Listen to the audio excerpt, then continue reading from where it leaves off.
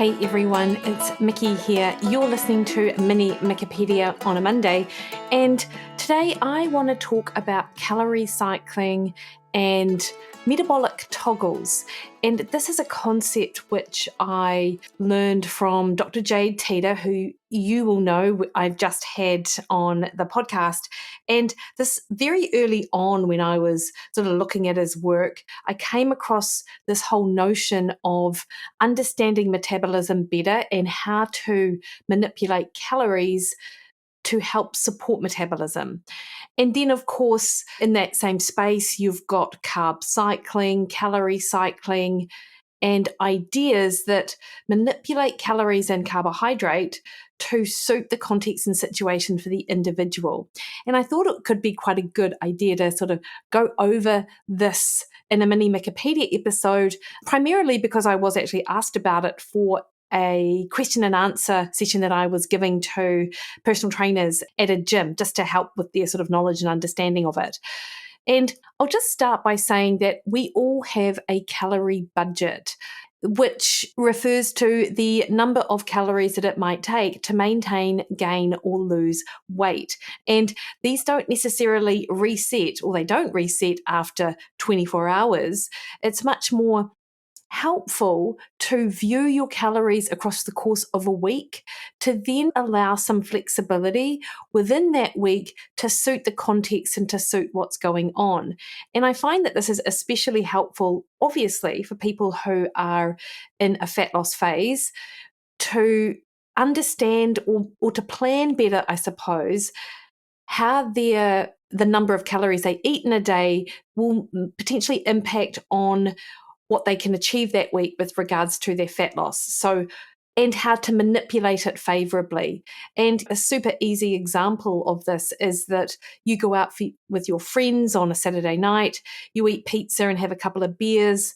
This then means that you're probably eating 1,000 calories more than you would otherwise. And it's pretty easy at that point to go, oh, I've completely blown it. I'm just going to eat all the things and start again on Monday, which is sort of a general default all or nothing mindset, really. Like, if you can't do something perfectly, well, what's the point? Or you've blown it and things like that. But if you sort of step back and think about your calories across a week, 1,000 extra calories across 7 days is far less meaningful, if you like, than 1,000 calories extra on one day. And if you do the math on it, it is about 130 extra calories a day, which is less than or around an extra apple a day. So it isn't actually as catastrophic as your brain is telling you in that sort of moment here and now. And of course, if you ate 1,000 extra calories 3 times across a week, then that significantly increases your calories from your fat loss phase, probably back into you just maintaining your weight. Or if you are maintaining your weight, you would end up in a surplus and you would gain body fat. But once is really no big deal. And if you understand it better from the framework of thinking of your calories as a budget across a week, you can then plan for it. So if you do want to go out and have 1,000 extra calories on a Saturday, potentially your fat loss calories will move from, 1,600 a day normally to 1,470 a day to allow for that additional 1,000 calories on that Saturday. And that's a very sort of basic understanding of calorie cycling and how you can manipulate it. And what I will say is that it does tend to work best if the amount that you restrict your calories down on any given day isn't so drastic that it's then going to end up creating this sort of rebound or reactive behavior where, for example, you eat 1,000 extra calories on Saturday and then you drop Sunday and Monday by 500 calories each. That's a little bit more drastic than shaving off a few calories each day of the week. So you do want to be a bit sort of mindful of it. And it is a strategy which, one, if you know what you're doing in advance, you can plan accordingly and adjust accordingly. And 2, allows you the flexibility with the social occasions, particularly at this time of year, but not just social occasions either, training and recovery. So, for example, you could use this flexibility to help fuel appropriately for a bigger training session, and you're eating more calories on that day than you would on other days of the week. And if you are in a fat loss phase, For example, if you do a plan like Mondays Matter, I will, regardless of the rest of the plan, I will always tell you to eat more calories on a day that you train. And I suggest 150 to 300 calories for every couple of hours of training. But you might also then decide to eat in addition to that, depending on the actual goal. And then if that's the case, you can still shave off calories on other days of the week once recovery has sort of been taken care of. So not only does it allow for that flexibility with the social occasions, it can also enable better training and recovery on that particular day or couple of days. It can be also a good tool to use with regards to hormones. For example, there are women who get massive cravings in their luteal phase, and in fact, energy expenditure can increase. We've seen in the literature up to maybe 150 calories a day. For some women, it might be a little bit lower than that, but and some, of course, higher, but that's sort of an average number. And if you use calorie cycling for your menstrual cycle, if this is you, then what you might do is diet in the first parts of your menstrual cycle in the follicular phase, the early follicular phase where you might not have the same cravings and you might feel stronger, or you might just feel like you can withstand a reduction in food at that point. So you might more aggressively diet in the follicular phase of your cycle, and then you might reduce down that deficit in your luteal phase, or even just abolish it altogether and just go back to maintenance calories in your luteal phase, because that's when the cravings really hit. So that's another way that you can calorie cycle. And then also, of course, just reducing diet fatigue. You might hit your diet hard 3 weeks of a month and then go back to maintenance for a week. Or you might also be in a position where you travel a bit for work and you find it far easier to diet when you're either at home or on the road, depending on your situation. So you choose these times to aggressively hit your diet target, which might mean quite an aggressive deficit, but then you're back at maintenance at the time that you're at home. So there are a number of reasons or ways to use calorie cycling to your advantage. And of course, there are, we can set up ways to have calorie cycling. You've got like the 5-2 approach, which I do naturally in Mondays Matter, and my flow program. So Monday and Thursdays, we eat far less calories on those days. Even embarking on a 24-hour fast, that's a form of calorie fast cycling. Doesn't have to be 24 hours, but you know what I mean. You're just not eating any calories on that day.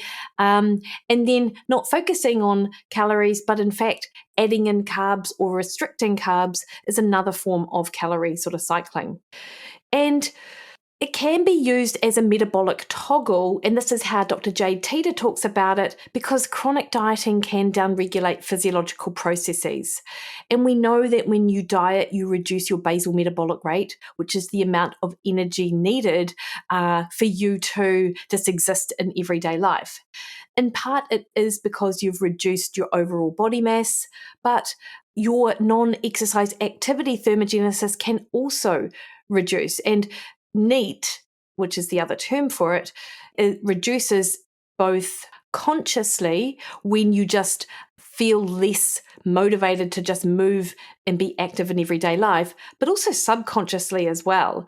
And Dr. Eric Helms has talked before about how he blinks more slowly when he's in a cutting phase for his bodybuilding competitions. You might fidget less, things like that. So NEAT is impacted, and therefore the calories that you expend is impacted.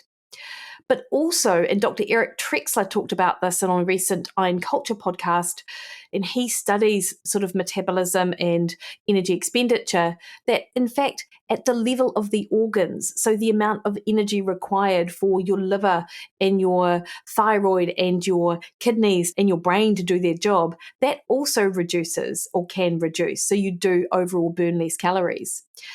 And I talked to Dr. Katia Martin about metabolic adaptation. And this can occur where the number of calories expended at a given body weight is less than what was predicted if you were trying to estimate how many calories would be required at the weight that you've dieted down to. So chronic dieting can have implications for downregulating your physiological processes and reducing the calories that you need on a given day. Because one of the metabolic toggles, eat less, exercise more, which is what, of course, is required to create a calorie deficit, it can be aggressive at both ends of that equation of reducing intake and increasing output. And it will increase stress. And you can only do that for so long before the body starts fighting back. And to think about manipulating this to your sort of diet advantage, Dr. Jade Teeter talks about 4 metabolic toggles. And the first one is what I've just described. You eat less and you exercise more, which of course creates that calorie deficit, but will over time or can increase hunger and cravings.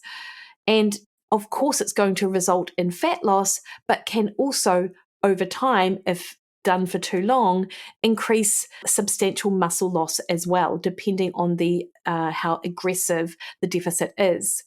The metabolic compensations that I just discussed can occur, and depending on how it's done, it can rely heavily on willpower for some people. And of course, willpower, we know, it doesn't truly exist. It can cause weight gain rebound and accelerated weight gain rebound, particularly at the end of a diet phase where you are more insulin sensitive. So the food that you eat is more likely to be stored. And therefore, to limit these aggressive periods of time to 1 to 4 weeks is recommended. Now, it doesn't mean that you then have to have 1 to 4 weeks off, but it does mean that a little break can help offset some of that metabolic compensation that can occur in that diet fatigue.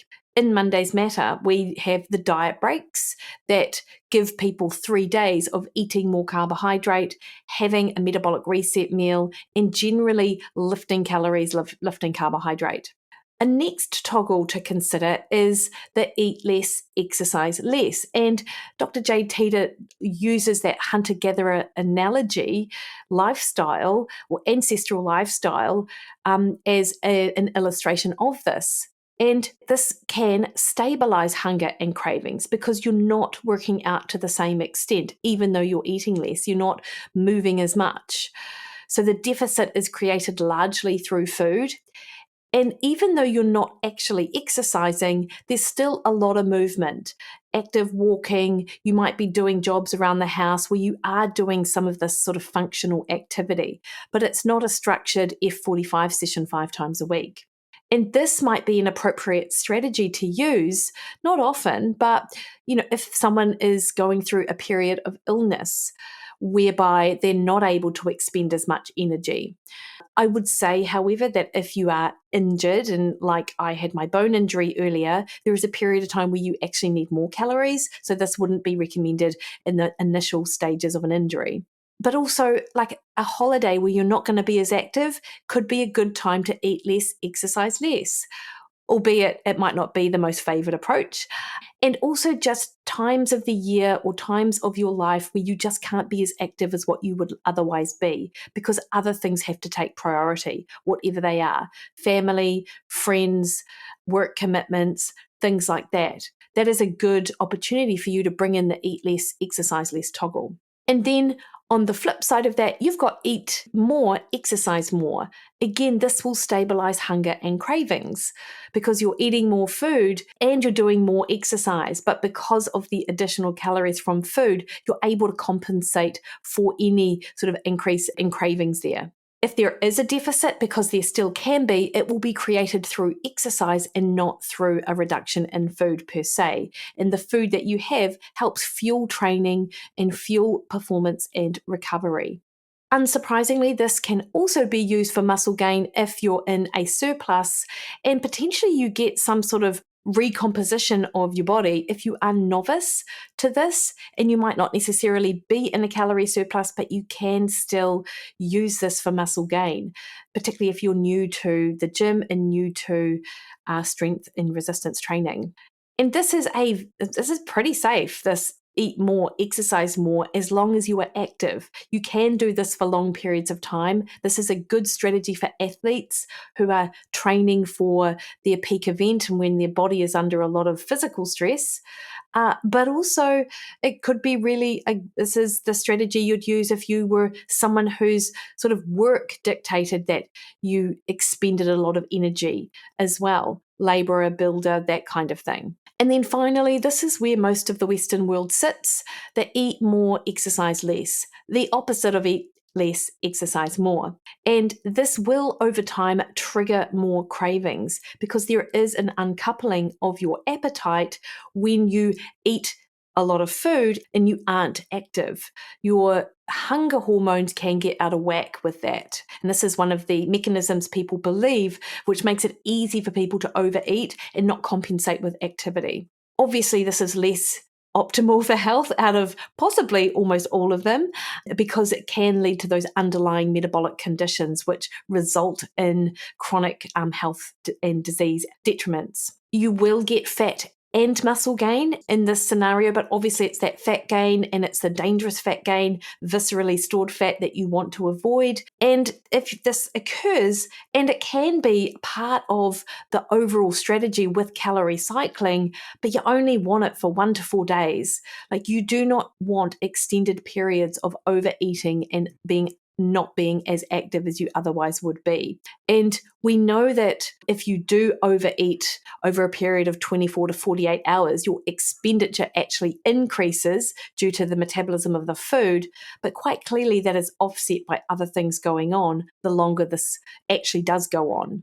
So it can be used as a metabolic reset for clients or yourself, who, if you've been in a calorie deficit for a time. And as I talked about, this is what we do in Mondays Matter. But also, if you need additional nutrients coming on board, it is easier when you're eating more food. And you can also use it for your recovery period after a training session, an event like an ultra, an Ironman, things like that. But also the festive season. Like we've got Christmas coming up, we've got New Year's. There'll be times during that where you just want to eat and you don't want to think about exercise. For some people, that will be an unfamiliar sort of place to be. And don't you worry, I understand. I also am like, why would you not want to exercise? But of course, this is what normal people do. And there's no problem with that. And it is just 1 to 4 days. And then maybe after a period of eat more, exercise less, you then decide what is the best strategy from there. And probably it may well be eat less, exercise more, or it could actually just be eat more, exercise more, So understanding your stress, your hunger and cravings and your energy will allow you to determine which of these metabolic toggles might best be suiting you. And I think it's fair to say that most of these do come at a metabolic cost if you follow them for an extended period of time. For example, eat less, exercise less, you will likely lose muscle mass over time. But eat more, exercise more, potentially the metabolic cost of all of that could increase oxidative stress on your system if that is all that you do. But that is the safest place, probably from a metabolism perspective, for you to sit. So that in a nutshell are my thoughts, well informed by Dr. Jade Teeter, on calorie cycling and the metabolic toggles. So thanks for listening. Any questions, comments, feedback, please DM me on Threads, Instagram or Twitter at Mikki Williden, Facebook at Mikki Williden Nutrition. Head to my website, mikkiewilliden.com, and I've got a Black Friday sale for you, so watch out for that. All right, team, have a great week. See you later.